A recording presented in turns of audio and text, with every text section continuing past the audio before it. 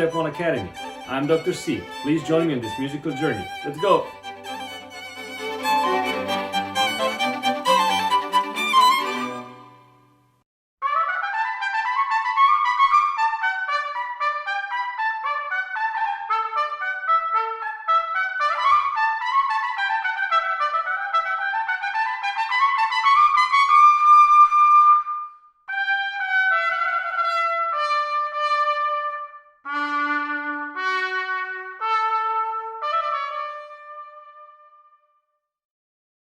I'm here today with my great friend JB, an awesome trumpet player. We played together in Savannah Philharmonic, and we know each other for actually a long time. How's it going these days? It's good. It's a little bit crazy not having performances to go to and getting to go to concerts and all that, but it's good. It's a lot of time to sit and practice and focus on hobbies. My whole day revolves around trumpet and yoga. So Okay. I completed my yoga teacher training back in December, and been a kind of a part-time, just for fun yoga teacher on the weekends. And Wow. yeah, it's really fun. There's a lot of similarities between music and yoga, and they're both, in my opinion, a practice. That's it's Okay. even a performance is just redoing what you've already practiced. And yoga's the same. So you practice the same every day, and hopefully you get a little bit better. Do you feel like it helped your playing? Big time. Mostly from a mental standpoint. I don't have as many like nerves before playing anymore. Getting rid of some of the anxiety about performing, but especially the breath. Everything in the yoga that I do is based with breath to movement, and just like everything in at least from a string standpoint, it's either an up bow or a down bow. Mhm. Everything is either an in breath or an out breath, and you associate the fluidity of movement and fluidity of the breath to be the same, so that you're practicing relaxation as you get into some pretty intense poses. Sometimes, the same as music, you Sounds try to relax as you play really difficult music.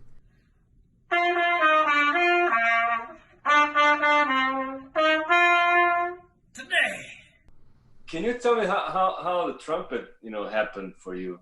So I was lucky enough to grow up. My parents are both musicians and teachers. And my dad's a tuba player, and my mom's a singer. As long as I can remember, I was singing, and I grew up singing. Did some work as a boy soprano before my voice changed. I sang like the Leonard Bernstein Chichester songs. Was the understudy for my brother in A Mall in the Night Visitors, the famous Christmas opera. Then doing just various things as a singer, and then my voice changed. Around that time, I had started playing trumpet. I'd grown up with watching my dad's brass quintet and listening to the Canadian brass. I had a cassette tape of the Canadian brass Cool. and records of the Empire brass. So I just kind of grew up thinking that, especially with both my parents being musicians, I just thought that's what people did when they grew up. Where did you go to college? I went to undergrad. I went to Indiana University, Oh, uh, and it was amazing. I got to study with a great teacher there, John Rommel, who I I really credit him with just meeting me where I was. I think I was a good student. I was a little bit unfocused, I guess you might say. I was interested in everything and just was all over the place. And he helped me really kind of take that interest and focus, particularly to being a better trumpet player and a better person. so were And you born and raised in Georgia? I grew up in Asheville, North Carolina. Oh, awesome. Love Yeah, it. Love it. yeah. So I got really lucky to grow up in the mountains and be surrounded by all the beautiful scenery and great people up there.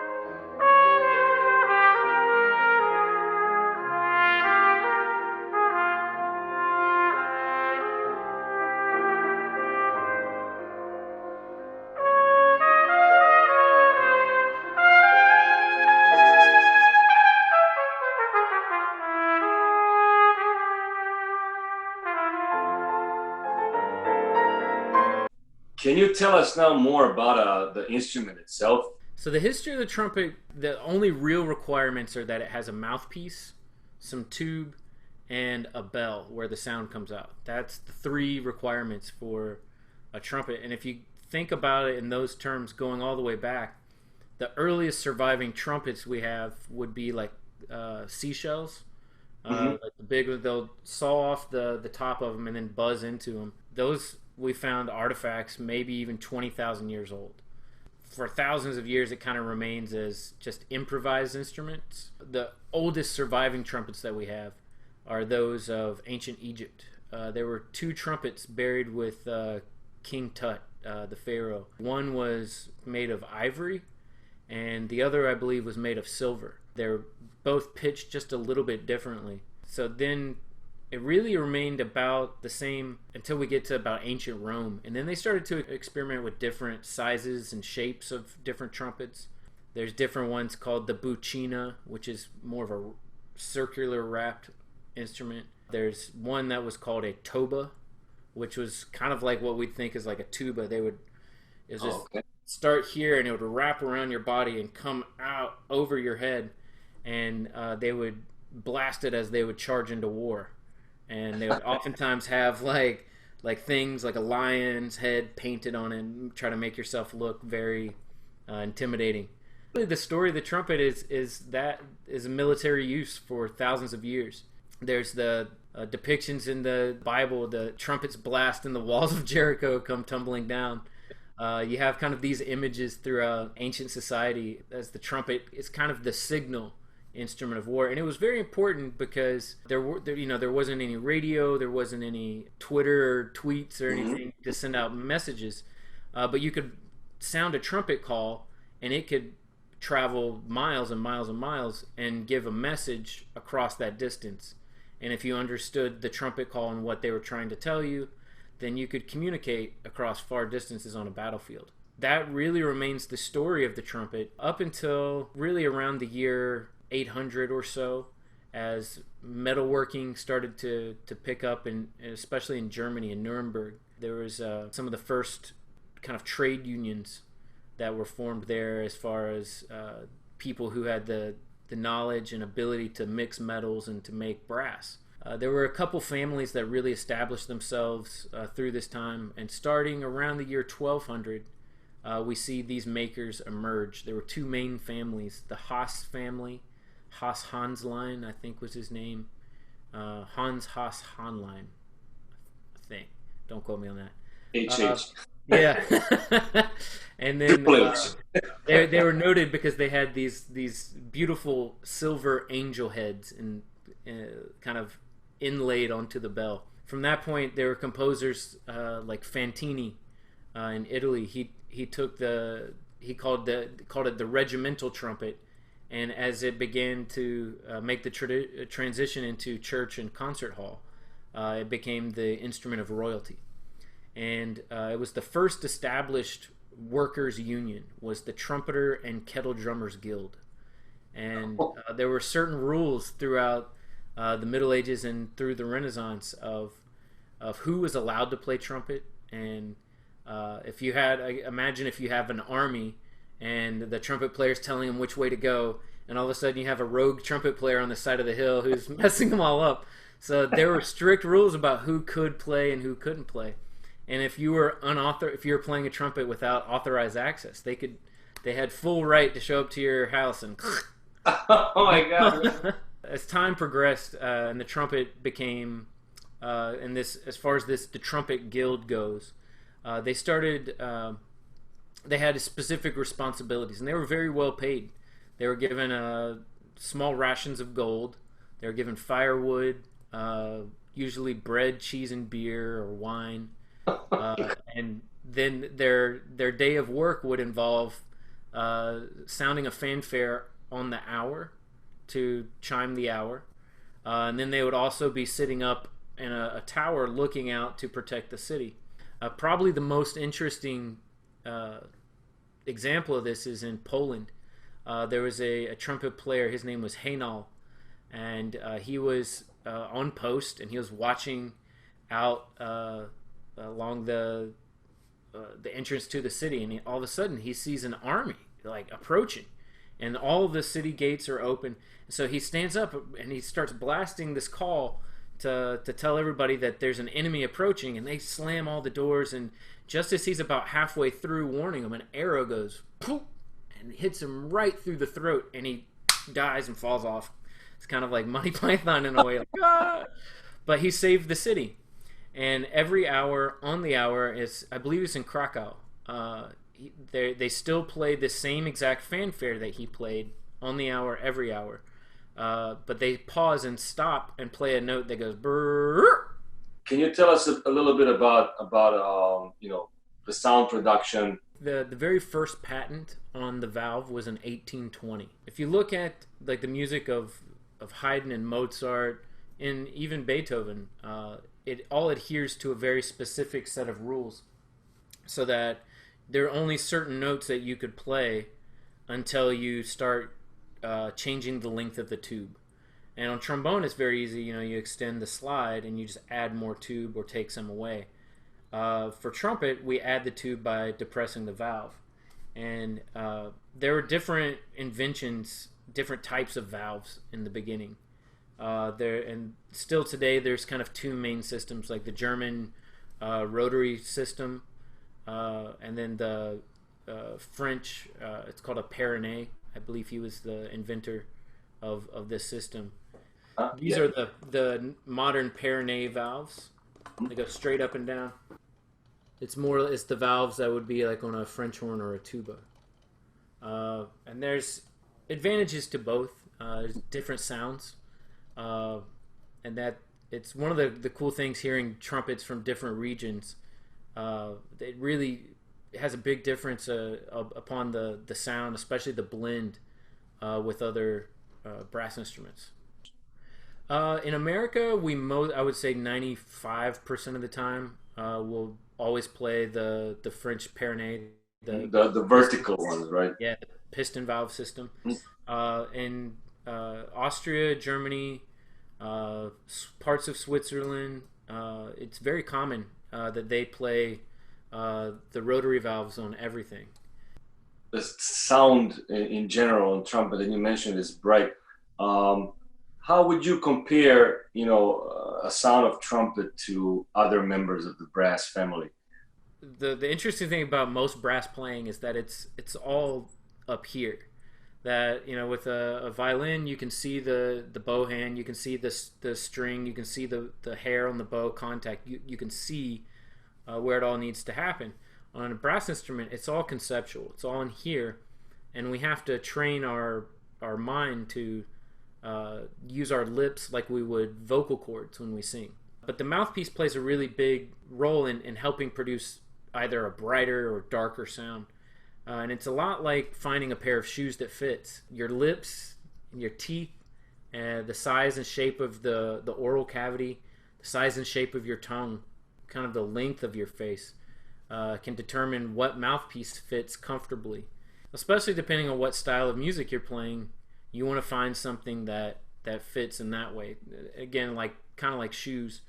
If you want something that's very elegant and you're trying to make a beautiful statement, maybe like some beautiful black leather shoes, or if you're trying to go run, a pair of sneakers to go run with. B flat. And this is the most normal regular trumpet that most of the time on TV and whatnot you'll see this. Most of the time in the orchestra I play on this instrument, and you'll notice a little bit shorter. It's a C trumpet. So it's a few inches shorter, and it really blends into the orchestra a lot better. It's easier to project. Usually in the orchestra I play either this instrument or this instrument, and they're both pitched in C. I must tell you, I never had a hard time hearing a trumpet. So you're saying we're doing our job right? What is that, an E flat? This one is right now is pitched in B flat, so it's exactly half the size of this one. Oh, okay. It also has the ability, because it's so small, you can pull this out and then play in the key of A. The reason why this instrument was really invented was so that we could play the music of composers like Bach or Handel a lot easier. Because the valve was not invented until 1820, all the music before that had to be played without the use of a valve. All right, so this is what all of that music by Bach and Handel and well, I guess Haydn as well would have been played on. As you notice, there's no buttons, and it would all be controlled just by essentially the lips and the breath. As the valve came along, one of the biggest things it added was the ability to play chromatically, so to be able to play all 12 tones of the octave, but also the accuracy of the players makes it so much easier. With this instrument, you would also have to play in the extreme high register. And so by having a smaller instrument with the valves, it allowed players to be able to play on a smaller trumpet with more delicacy and more sensitive style. There's a joke, it says that the trumpet is the holiest instrument. Man knows what goes into it, but only God knows what comes out. That's a great one. Did trumpet playing change drastically after the valves were introduced? As the valve was invented, it wasn't immediately accepted by composers. Can you just demonstrate what you do without the valves? This instrument right here is the go-to. This is the first instrument I play every day, just my normal B-flat trumpet. And the trumpet without valves, the Baroque trumpet, if I hold down all 3 valves and add this amount of length of tube, I'll show you right here, all the extra tube there, it's about the same.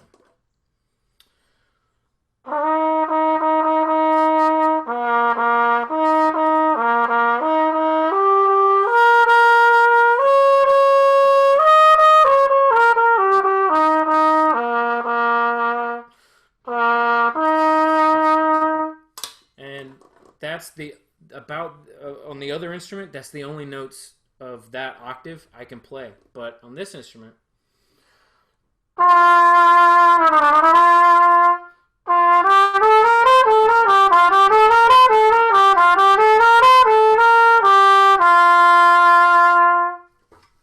and then on this instrument,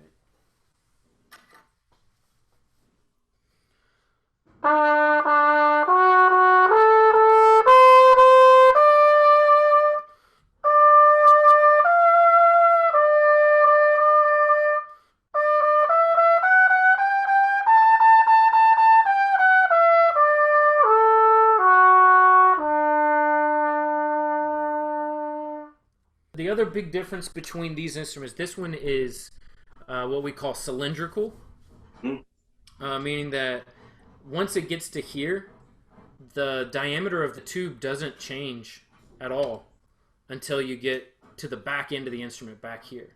Okay. And it starts to flare wildly. So it's more like a cylinder all the way through. This one is what we call conical. So once it starts at the beginning, the tube gradually gets bigger almost all the way until the end. And this one is made similar to the old school method. You can kind of see there's, I don't know if the video comes through, but you see like a seam. Mm-hmm. This was at one point just a flat sheet of brass. They wrap it around a wooden mandrel and beat it with a hammer until it gets to the right thinness in the bell. The United States military continued the tradition of using a bugle as a signal instrument well into even really modern times. You'll still hear all the military calls.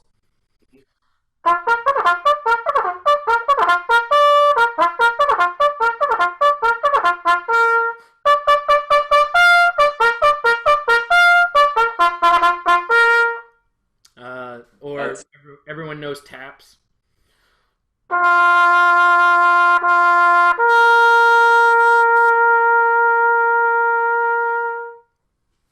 Thank you very much for this amazing chat and tons of information and things that I guess a lot of us never heard about, and that you only can find out about when you're talking to a trumpet player. Awesome. Thanks for having me, Sneeze. This is fun. Absolutely. Thank you, man. Just big thanks to the Yamaha Corporation. I'm a Yamaha performing artist, and grateful to be on their roster of artists. So awesome. Don't forget your wife, man. Of course, Mary Beth puts up with a loud trumpet player in her basement all the time.